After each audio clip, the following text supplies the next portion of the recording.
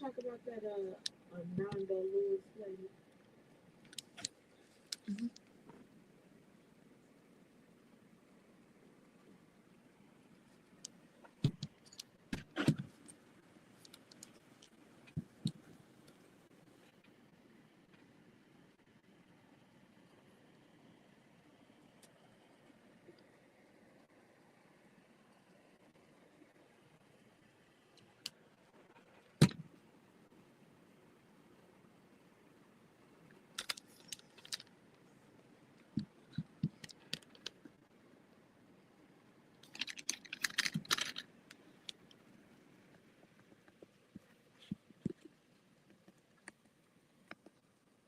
For some reason, it's not allowing me to go live on my Facebook page again.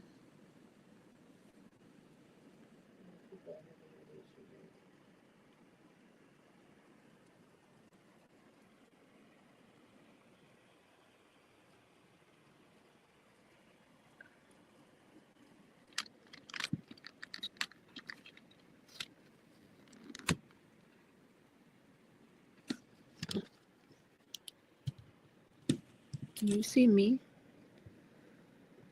Yes, it is crooked.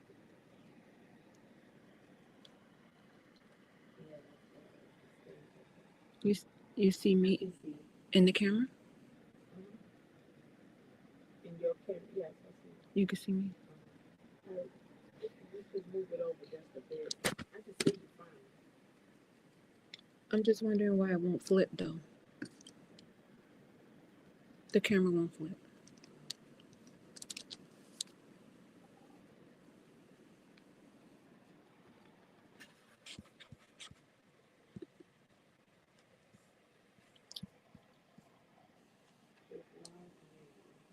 Right, I went live, but the camera for some reason won't flip.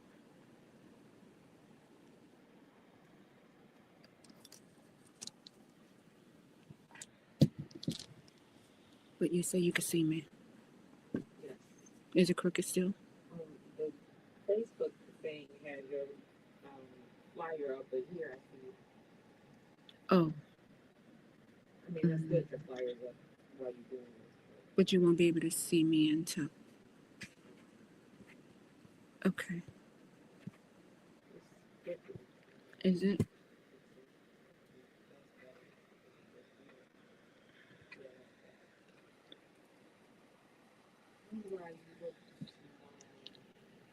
Because it's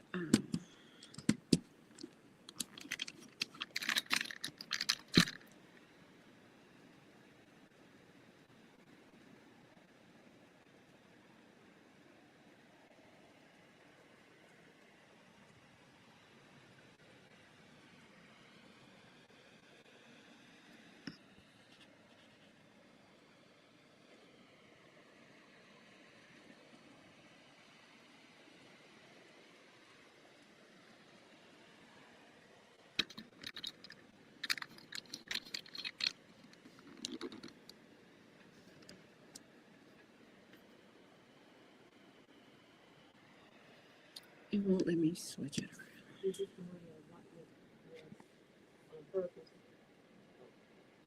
Yeah. It was showing me at first, but then I had to go to Facebook to try to make it live, and it's still not giving me the option to do it. I don't know why.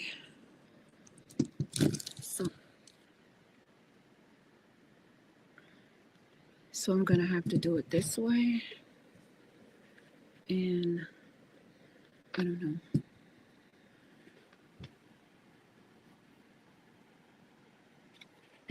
I'm just gonna go.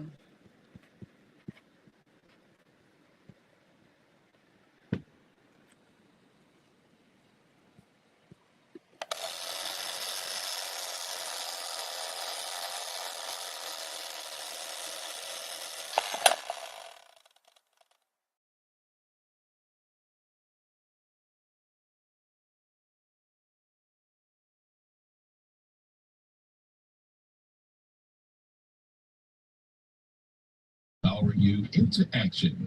This is Warriors Talk with your host, Lady ReShell.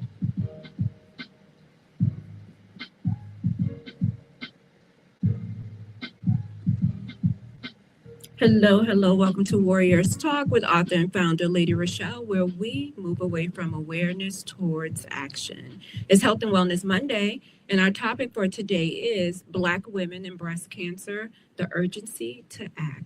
We are live on Intellectual Radio. We just heard from the Drive F5 with Roman. Keep it locked right here on Intellectual Radio and allow us to feed your brain. On the last episode of Warriors Talk, Rizal and I discussed healing while dating. Am I ready for love or still broken? You can head over to YouTube and type in Intellectual Radio. Stay connected for any episodes you may have missed. The quote of the day is, we cannot heal what we don't confront. We cannot change what we don't understand. Warriors Talk is encouraging you to save the date for our 9th annual Survivor Celebration.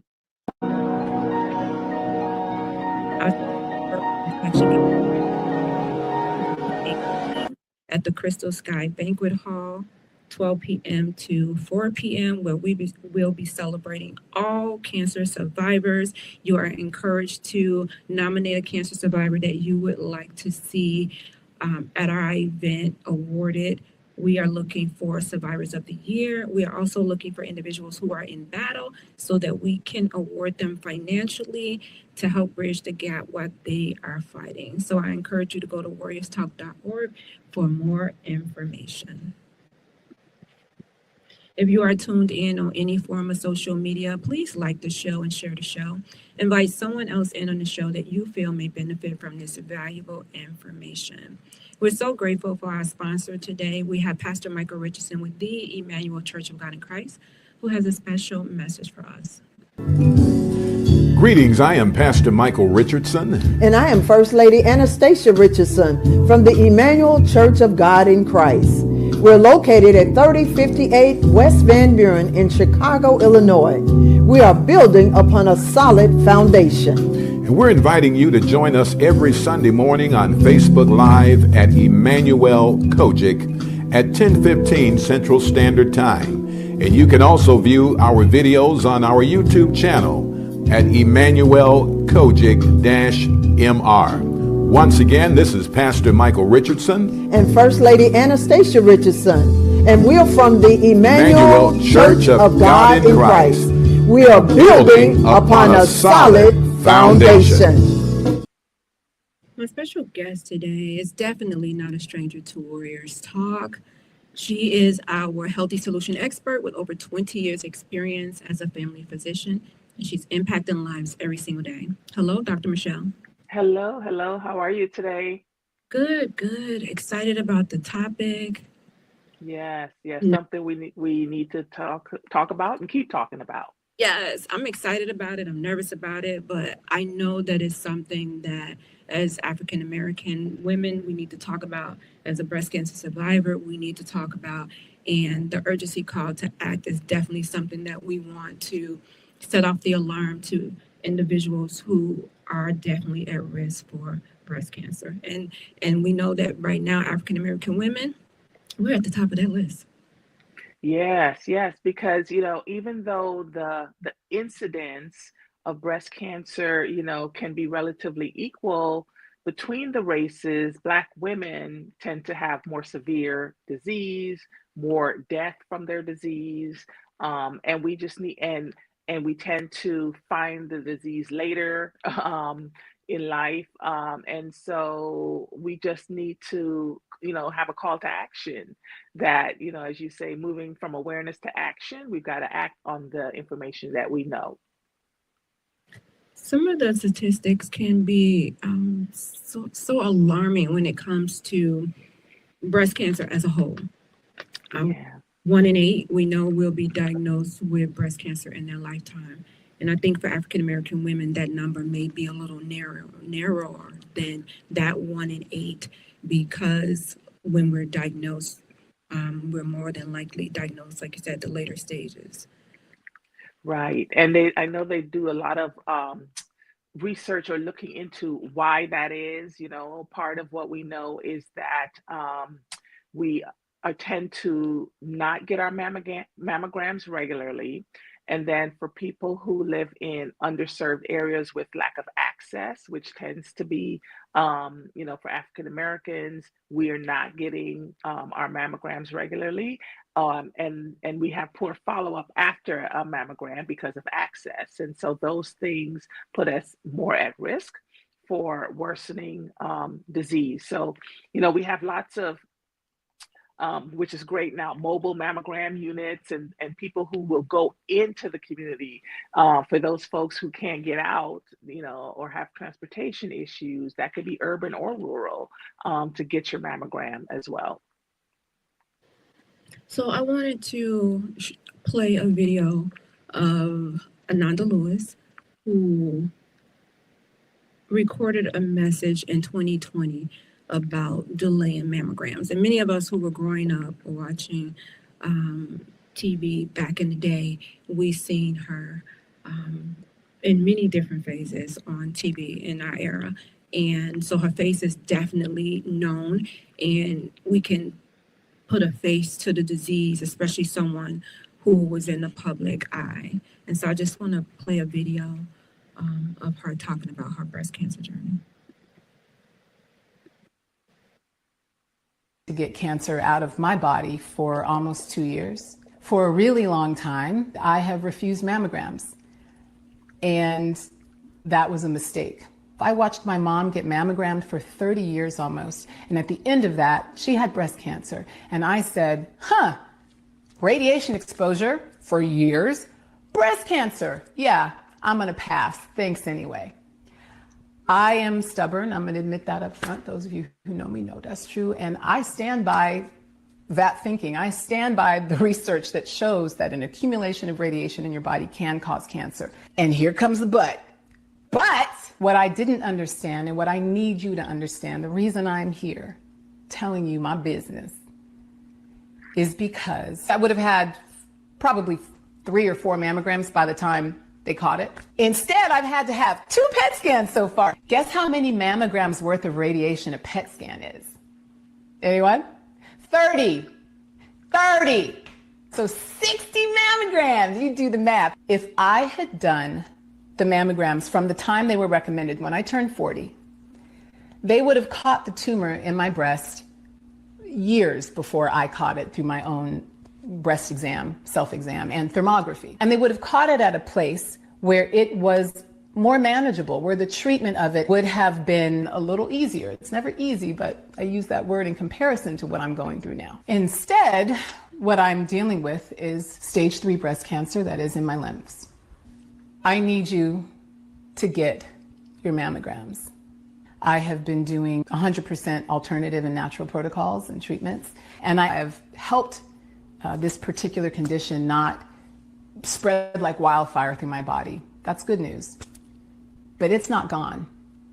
And I still have a lot of work to do. And I wish I could go back.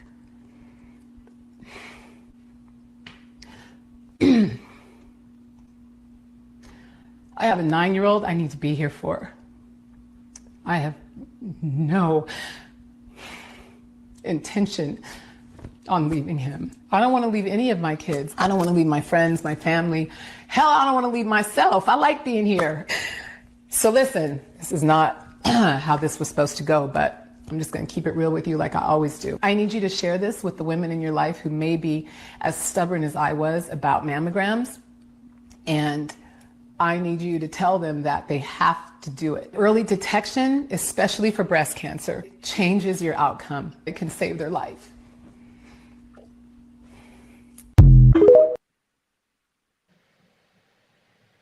Thank you for sharing that, because she was so true to herself and honest with her experience.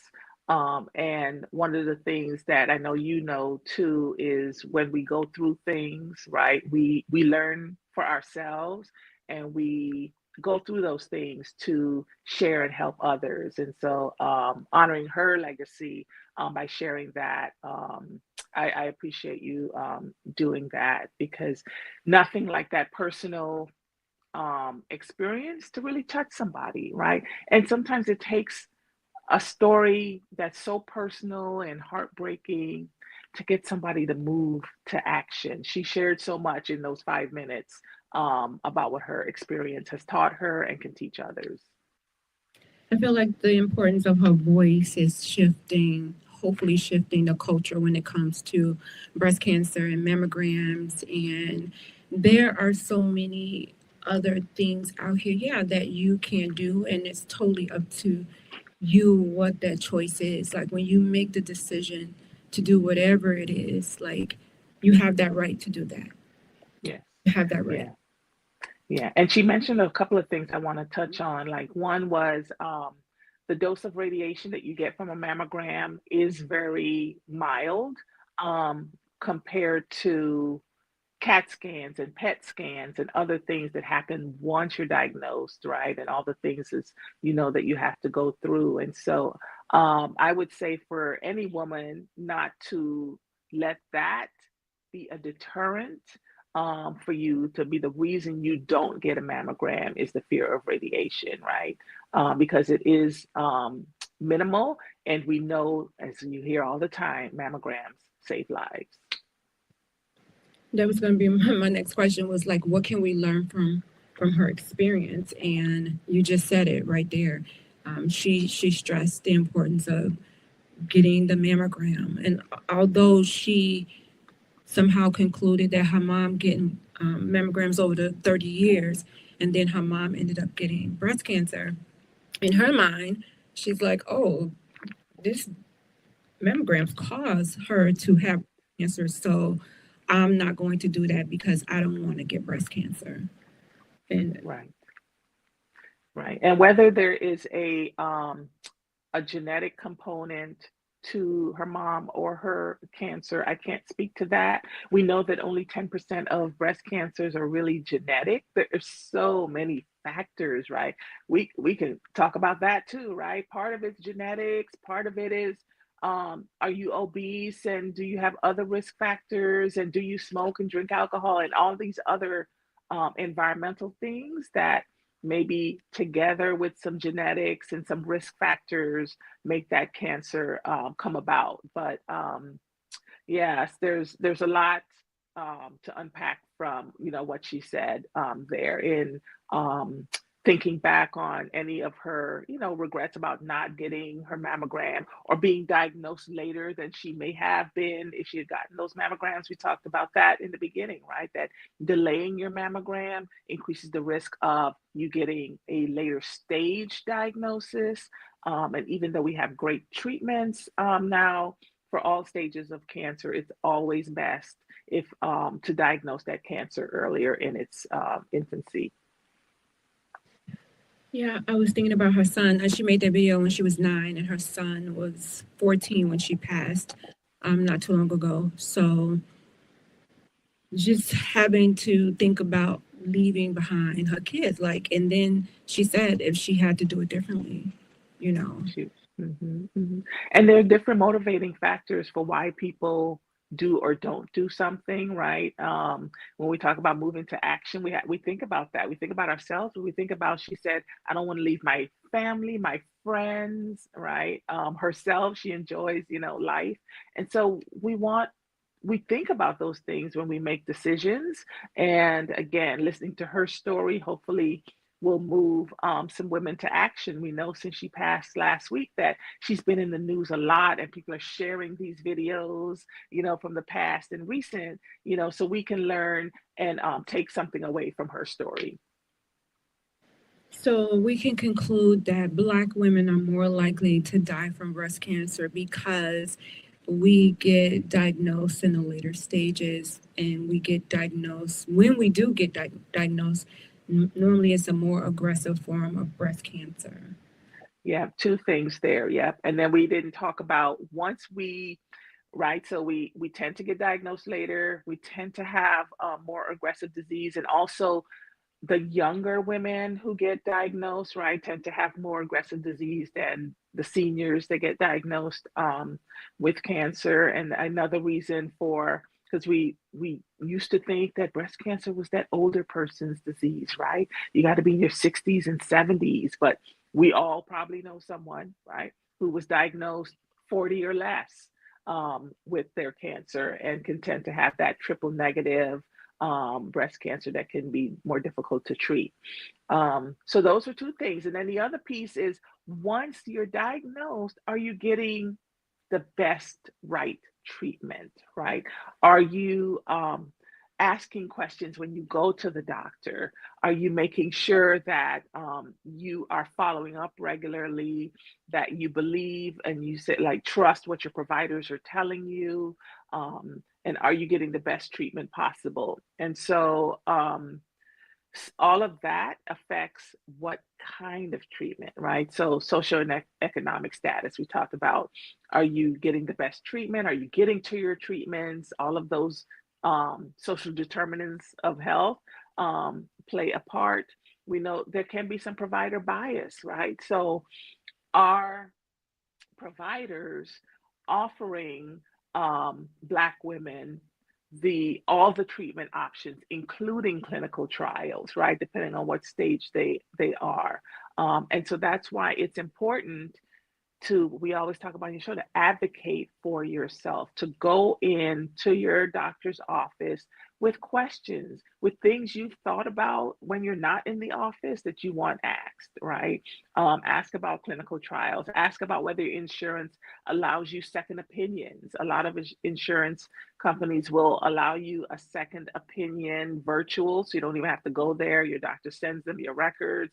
Mayo does that, Cleveland Clinic does that, other local hospitals can offer you a second opinion as well. And so we talked also about, having lack of insurance and distrust of the medical community and what we're offering, like Ananda said, was this radiation, causing the disease that she developed.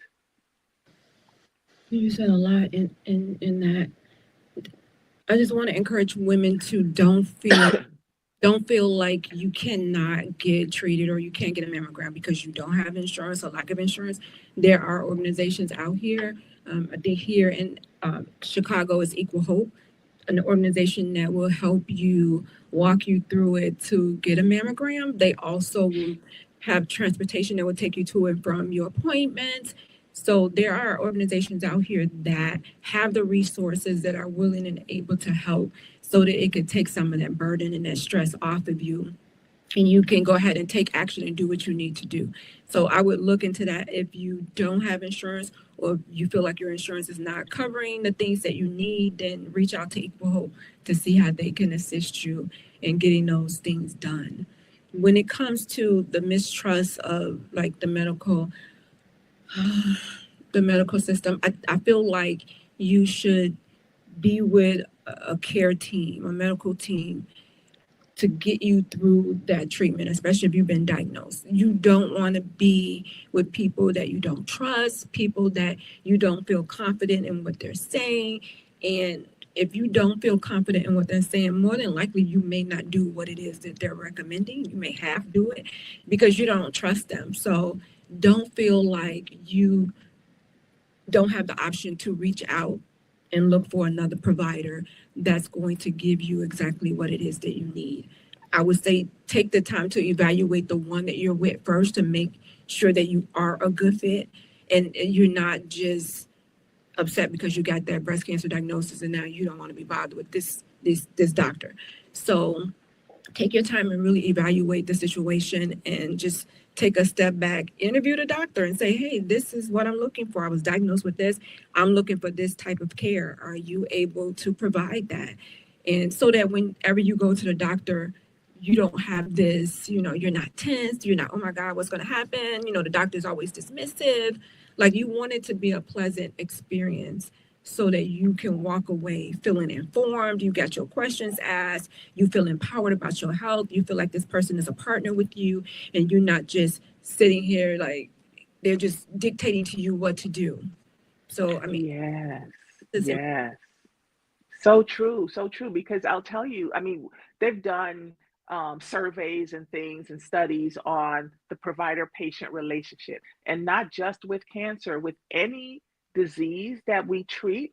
If the patient does not feel that they have a good communicative relationship with their doctor listens to their concerns, they are less likely to be compliant, to follow through, from simply taking their blood pressure meds to finishing antibiotics to finishing a cancer treatment, right? And so you said a lot there, in that if you don't feel that connection with your provider team, if you don't feel they're really listening to what you and your concerns are, you are well within your right to find the right relationship provider for you, because that's really going to help you to feel more comfortable speaking symptoms, anything that's going on with you, and not just listening to what they're saying, but you also have to tell them how you feel. And so that is so important, ReShell, that they feel comfortable with their team and not feel any mistrust or distrust in that relationship. You mentioned women who like are under 40 or like right at that 40 age range. For many of them, like those women may have the dense breasts, and a lot of times they may not be getting the proper screening. Like, what are some alternatives or to the traditional mammogram that exists for those people that have dense breasts? Yeah. So, I mean, there are MRIs of the breast. It's not an MRI of your breast is not a traditional screening test, right? So some people, if they get their mammogram and that mammogram shows that they have dense breast tissue, sometimes they will follow that up with either an ultrasound or an MRI of the breast to get a better picture of what's going on. Because when your breast tissue is dense, sometimes you can miss things, right? You can miss tiny little spots on a traditional mammogram. They have these they call 3D mammograms now that even get better pictures of the breast tissue. And so, and actually mammograms are so good at detection that, you know, in the old days, women would complain that they hurt a lot, that they didn't want to go get them because their friend told them it was so uncomfortable or painful, right? And if you've had a mammogram, you know it's not painful. And so I, again, encourage them to get that screening mammogram. At age 40, we usually will start recommending that. Earlier, if you have a family history or other risk factors, depending on your race, for Asian, for Jewish, certain Jewish populations, they may get a mammogram sooner. For Black women, you know, depending on your family history, if you've had a first degree relative with breast cancer, if your mom or a first or sister had ovarian cancer, that might increase your risk. You would get a mammogram sooner. But definitely there's different options, right? You start with your screening mammogram for sure. Depending on that result, we may ask for additional testing, MRIs, ultrasounds, biopsies, things like that, for proper diagnosis. And definitely, if you're doing your own breast self exams and you discover something may not be normal, especially if you're doing them every month, excuse me, I would say make sure you reach out to your doctor. Don't just wait and say, oh, I'm not at that age yet to where I may, you know, have to get diagnosed. No, just bring it up. It may not be anything at all, but it's still worth contacting a doctor to see if they're able to maybe get you in there and do a clinical exam themselves. Or like Dr. Michelle said, if you have a family history, then you should be able to get testing done. Yeah, and the important thing about self breast exams, you know, before we used to say you could just do that for your screening, or women would say, well, I do my self breast exams and I don't feel anything, so I don't really need a mammogram. That's not true, right? We certainly do your self breast exams because you may feel something. It's good to know your breasts, what lumps are there, what's new, but it doesn't take the place of getting your screening mammogram on an annual basis. That's sort of in addition to, right? Because things may come up before your mammogram is due. If you feel something new, definitely, as you said, bring it to your provider's attention. Let them do an exam. You know, if your mammogram was normal 6 months ago, but now you feel a lump and you're like, oh, well, I just had my mammogram and I'm not due for 6 months. But if it's a new lump, bring it to your doctor's attention, right? it could be anything. Doesn't mean it's cancer. It could be a cyst. It could be what we call a fibroadenoma, which is just fibrous tissue in the breast. But have your doctor take a look at it. And sometimes breast cancer doesn't present itself as a lump. I think sometimes people, they do the breast exams and like, I'm okay. And then they go and get a mammogram and the mammogram is able to pick up something. It's like, wait a minute, but I didn't feel a lump.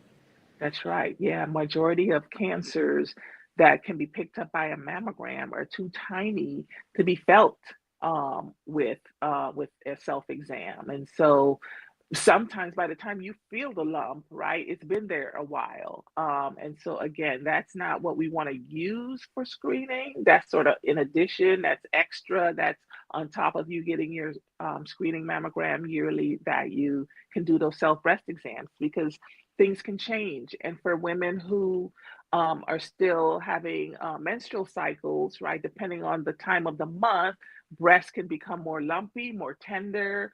And so, again, it's good to know what is normal for your breast versus a new lump that never was there before. That especially we're more concerned about non-tender lumps than tender lumps. Tender lumps tend to be benign and sort of hormonal, not always. We never say 100%, but tender lumps tend to be maybe a cyst or something else, where non-tender lumps can make a doctor more concerned that something is going on.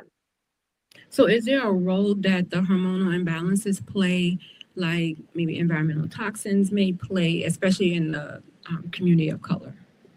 Yeah, I mean, we think the expression of breast cancer in your body is so multifactorial, right? There are pollutants and chemicals. So when we think about the things we can do for prevention and lowering your risk, right? We talk about try not to eat a lot of red meat and animal fats because that's bad.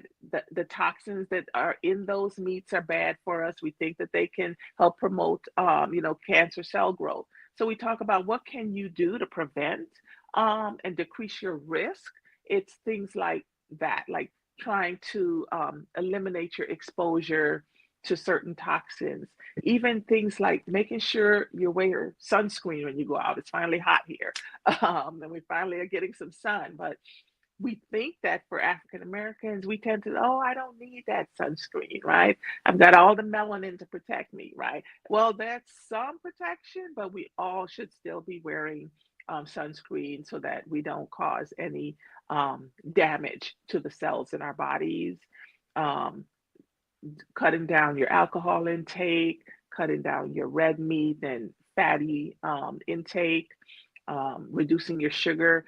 I was doing on the American Cancer Society website, they have a breast cancer risk assessment.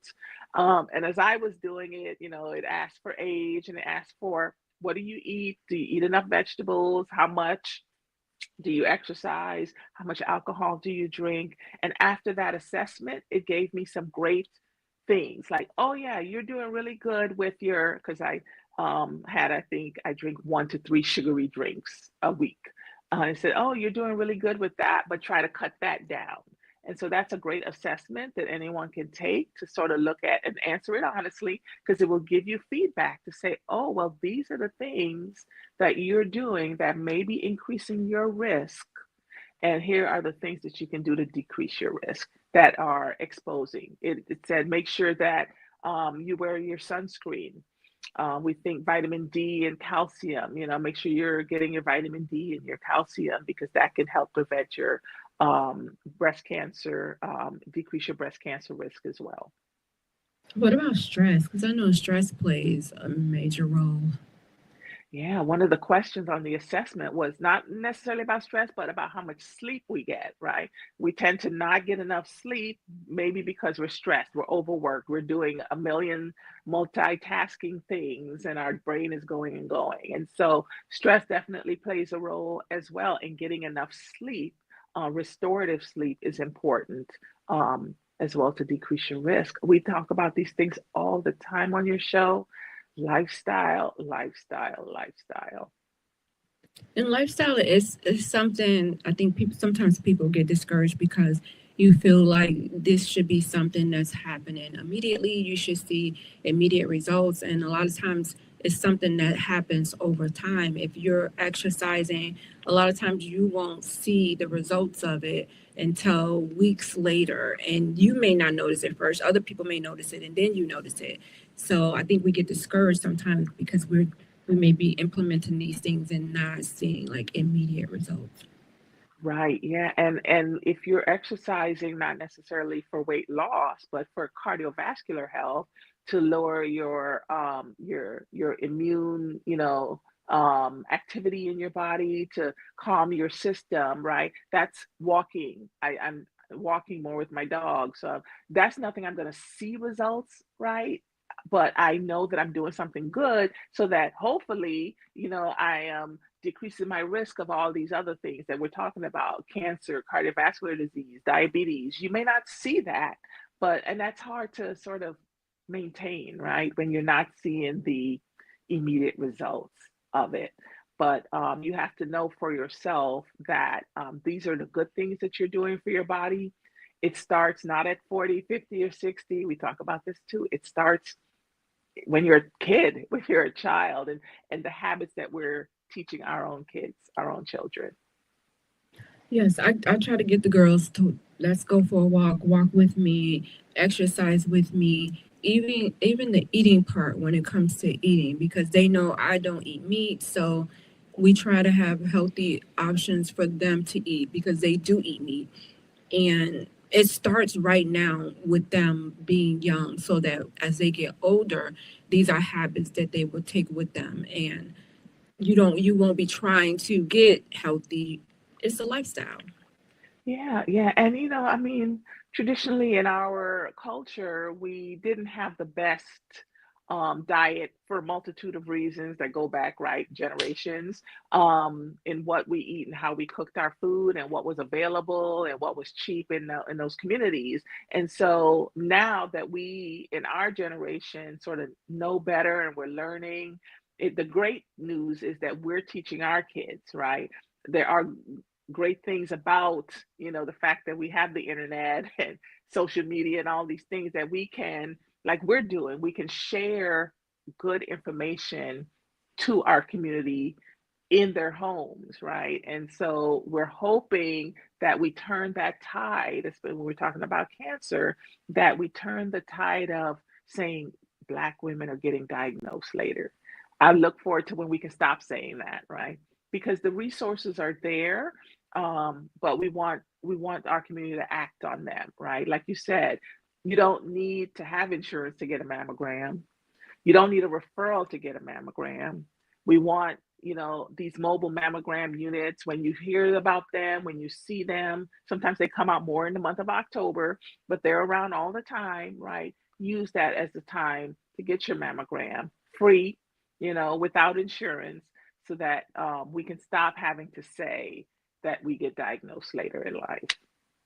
Absolutely. Because I think when you hear that and you're African American, you're just like, well, what's the point? We're going to Right. get diagnosed later anyway. So I might as well just live my life. And if it happens, it happens. And I heard Ananda say on a video that breast cancer was like a lottery ticket. Like, your odds are getting it. You play the lottery. How many people win? Right. Right. It's chance. It's you just don't know, right? Will you win? Will you get this disease? But there are things that you can do, right, to hopefully decrease your risk. Or if you get that lottery ticket of breast cancer, I hate to put it that way, that you are armed with the knowledge and the tools to take it on, right? As you always say, to fight, to be a warrior, to know the things that you need to do. What tools do I need to pick up to fight this thing, right? Some of the tools is, yeah, I got to get chemo and I've got to stay hydrated and I've got to get, radiation and surgery. And these are the tools that we have to fight and to help you to live longer. And knowing that those things are available and not fearing those things, when we talk about chemo and how toxic it can be, right? And if you've seen someone go through chemo, it might make someone else say, I don't ever want to do that, right? But as I used to tell patients all the time, I said, listen, denial does not cure anything. So being in denial and saying I don't want to get a mammogram because I don't want to know is not going to help. Absolutely. And I was one of those people when I was told I had to do chemo, I was like, well, this is the last thing that I would ever want to do is to have these toxins put in my body. But when I tell you that God preserved me, the one thing that I asked God to do is, since you allowed it, I'm asking that you preserve me, preserve my body through it. And Dr. Michelle, I was able to work the whole time. I took off Fridays for chemo because, chemo is not like an hour in, hour out, so I took off Fridays for my chemo. It was from February through the end of June. And after every chemo, I was either at the mall with my mom or we were somewhere out eating.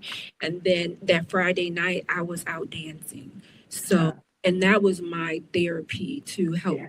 to release some of the stress from chemo. But God preserved me through it all. And I was hospitalized once because my hemoglobin was low and I had to get a blood transfusion. Mm-hmm. And I tell you, when I got it, I left out of there like a new woman, and I was Mm-hmm.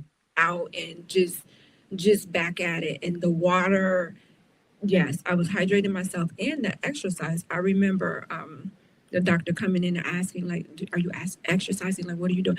And I was like, I'm walking every day. Like, it's a track by my house. And I walk, even though I'm fatigued and I really don't have the strength, I still got out there and I walked. Yeah, there were some days when my body felt heavy and I couldn't even move my body. But for the days that I could, I was able to do it. And I'm just grateful that God just preserved me through it. So if you have to go through it, just know that there are people who've been through it, who have gotten through it. They are still here today. And if they could do it, you could do it as well. Yes, yes. And thank goodness and thank God for your show that continues to be a support, and not just the show, but everything you do around breast cancer to educate, to promote awareness, to show those, those survivors and those warriors that they matter. All of that is so important, and you're doing awesome work with that because when people are going through it, right, they need the whole team of support around them, and that is so important. So it's good to know that, with you and your program, that that's available. But yeah, we want people to be aware, but we also want them to be sure to move and get your mammogram. If you're listening and it's been over a year since you had your mammogram and you know that you're past due, after this show is over, okay, put it on your calendar tomorrow that you are calling to schedule your mammogram. Again, you don't even need to, depending on your insurance, and you don't even need insurance. You can do a self-referral for mammograms. You can call up your local institution, wherever you get your mammograms, and say, I'm due and I would like to schedule my mammogram, and they'll do it. They may ask who your doctor is, so they have to send those results to that person, but you don't need a referral for that. So move on that as you talk about moving from awareness to action. That's what we want people to do tomorrow is to get on the phone, schedule their mammogram, and think about, that for not just themselves, but those people that love them. Yes. I wanted to really quickly, you mentioned clinical trials and you mentioned having to do like the chemo, the radiation, and the surgery. There are clinical trials out here that you may not have to do those things, or you may have to do the clinical trial in conjunction with the regular, they call it the Western treatment. But don't sleep on clinical trials because a lot of times when medicine is being created, we're not present. Black people are not present. And so a lot of times it don't work for us. And we're like, this is not working for us. Yeah, because we were not present in the clinical trials when they were, doing the medicine and doing the trial for individuals to see how it works in our body. to see if it would even work for us. So don't think that you have to go with the traditional Western medicine. Look into clinical trials. There may be something there for you, and you may just qualify for it. Yeah, and the website clinicaltrials.gov, G-O-V, you can go on there, you plug in the type of cancer, your state. It will tell you what's going on in your state. And you can get information yourself, or you can at least ask your provider. You know, some providers, if they're not a cancer doc, they may not be that familiar with clinical trials, how to enroll you in a clinical trial, all of that. Hopefully your cancer team would be familiar with that. But certainly, again, there's things that you can do yourself to do some research, to look into what is available in your state at Northwestern, University of Chicago. Any of those big institutions can be doing clinical trials, and we tend to not be offered clinical trials as much when you talk about those provider bias. And that's why we always talk about being your own advocate. Sometimes you have to do your own research. You know, if ask your family members to help you, right? If you're not internet savvy, if you're older, but look into all of those options as well. Well, you gave so many words of wisdom. So if you have anything else that you want to add to this conversation, Dr. Michelle, about Black women and breast cancer and an urgency to act, this will be the time to do it so that individuals know what type of action they need to take. Yeah, thank you, ReShell. I mean, really, we touched on so much. I was really moved by Ananda's video in the beginning of the show on her experience and what she learned going through the process, and understanding that getting her mammogram may have allowed her to get diagnosed earlier in her journey, which may have changed the trajectory of her disease. And so I want people to learn from her experience and from the experience that you had and others around us, to say, I am going to be proactive and I'm going to act in my own health journey. If I am due for my mammogram, I'm going to move and do that, and not let fear stop you from doing that, right? No one wants the diagnosis of cancer, no one.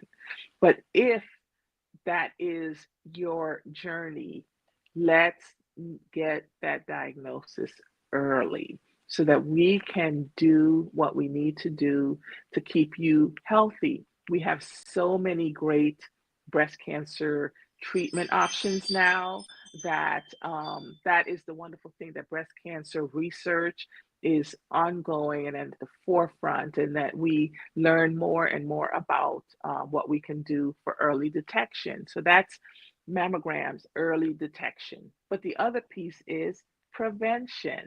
What can we do to prevent ourselves from getting cancer? And we always talk about those environmental sort of lifestyle things, right? Cutting down on your alcohol use, increasing your exercise, making sure you're getting at least 7 hours of sleep, making sure that you're cutting down on the animal fats, the red meats, the bacon, the steak, all of the things that add those bad toxins to our body. And so part of it is early detection, and the other part is prevention. And that's what we wanted to talk about and leave you with today. And how can they stay connected to you, Doc? Yep, so they can find me on Facebook as Doc Michelle. There on the screen. They can. I'm available for any talks in the community, at your church, education, as always. And they can also reach me through you and your site as well. Thank you so much. I always appreciate your wisdom. Thank you so much. You're welcome. I will leave you guys with these words of wisdom. We cannot afford to wait. Black women deserve better access, better education, and better outcomes. Join me next Monday right here on Intellectual Radio. As always, thank you for tuning in to Warriors Talk with author and founder Lady ReShell, where we are changing lives one warrior at a time. Thank you. Thank you for listening to this week's edition of Warriors Talk with Lady ReShell. To find out more about Warriors Talk, follow at Warriors Talk, the number 1, on all social media outlets, and Warriors Talk with Lady ReShell on YouTube. Please join us next week and every Monday evening at 6 p.m. Central Standard Time on intellectualradio.com for Warriors Talk with Lady ReShell, where we encourage, educate, and empower you into action.